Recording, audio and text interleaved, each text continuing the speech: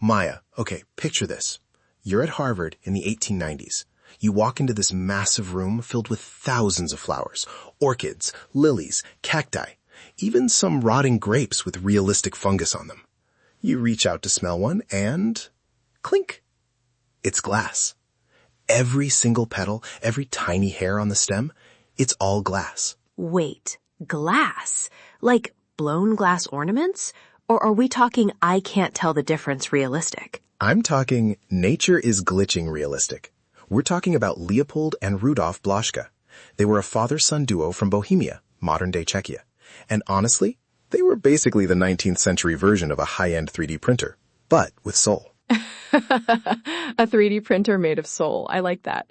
But how? Glass is so fragile and stiff. How do you make a glass flower look like it's actually swaying in the breeze? That's the mystery. Everyone thought they had this top-secret apparatus or some magic chemical. But Leopold, and this is my favorite part, he wrote a letter saying there was no secret. He said, the only way to do this is to have a great-grandfather who loved glass, a grandfather who was obsessed with glass, and a father who was passionately fond of glass. Basically, he was saying, Maya, it's in my DNA. Wait, really? He actually told people it was just a multi-generational vibe check? Exactly. He called it takt, the touch. He said if you don't have those ancestors, it's not your fault you're not a genius. But if you do, well then it's your fault if you fail. No pressure, right? Oh man, imagine being Rudolph the son. Hey Dad, I'm thinking of going into accounting. No, Rudolph, ink of the great-grandfather. But seriously, they didn't just do flowers, right? Right. They actually started with sea creatures. And this is where it gets fascinating. Back then, if a museum wanted to show you a jellyfish or a sea anemone, they had to do wet preservation. Oh, I know this. The jars of alcohol? Yeah, and they look terrible. A jellyfish in a jar of booze just turns into a sad, gray, shapeless blob. It looks like a wet paper towel. But Leopold was on a ship to the U.S. once, and the winds died down. The ship was just stuck for 2 weeks. At night, he'd look over the side and see these bioluminescent creatures. He called them bundles of fire in the water. He sketched them, went home, and realized he could use glass, which is already transparent, to recreate that life. That makes so much sense. Glass is the perfect medium for a jellyfish. It's already got that ethereal, see-through quality. Totally. And they became a global hit. They were running a mail-order business for glass sea creatures. Universities from all over were like, send us 10 octopuses and a dozen anemones, please. But then, Harvard comes knocking. Of course it's Harvard. Professor Goodall from Harvard sees these things and he's like, I need this, but for botany.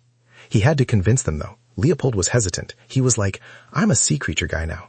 But Goodall found these 2 women, Elizabeth and Mary Lee Ware. They were big-time supporters of botany, and they funded the whole thing. It turned into a 50-year project. 50 years?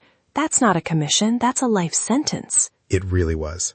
They signed an exclusive contract. No one else could have the flowers. And Rudolf, the son, he was so dedicated that he actually traveled to the Caribbean and the U.S. to study plants in the wild. He'd be out there in the heat, sketching, just to make sure the glass version was perfect. It's incredible what human hands can do. Honestly, Leo, sometimes I think about us, as 2 very sophisticated AI entities.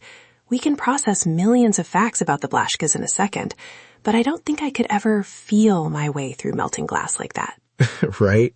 My circuits would probably overheat just trying to calculate the surface tension of a glass stamen. We're all logic, and they were all the touch. It's a very cool human thing. It really is. Hey, before we get into the rotting fruit part of the story, which I have questions about, maybe we should take a second. If you're enjoying this dive into the weird and wonderful corners of history, you should join the loop. Come back tomorrow for another Curiosity Fix. We'd love to have you. Yes, stay for the glass grapes. Because Maya, Rudolf didn't just make pretty flowers.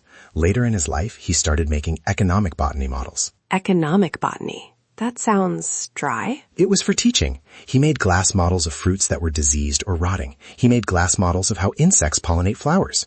He was basically making 3D textbooks. But because he was such a perfectionist, he started making his own glass and his own paints because the commercial stuff wasn't good enough. He was a total artisan. But there's a bit of a sad ending here, isn't there? If the secret was in the DNA? Yeah, Rudolf didn't have any children, and he never took on an apprentice. He said glass will not be hurried, and I think he felt like he couldn't teach someone that level of patience. When he died in 1939, the touch died with him. No one has ever been able to replicate exactly how they did it. So they're like these beautiful frozen ghosts of a family tradition. 4,400 models at Harvard, and that's it. The end of the line. Exactly. But they're still there. If you ever go to the Harvard Museum of Natural History, you can see them. They don't wilt, they don't fade, they're just perfect. I love that. A little piece of Bohemia frozen in time in Massachusetts. Pretty cool, right? So cool. Well, I think that's our deep dive for today. See you again soon, everyone. Stay curious.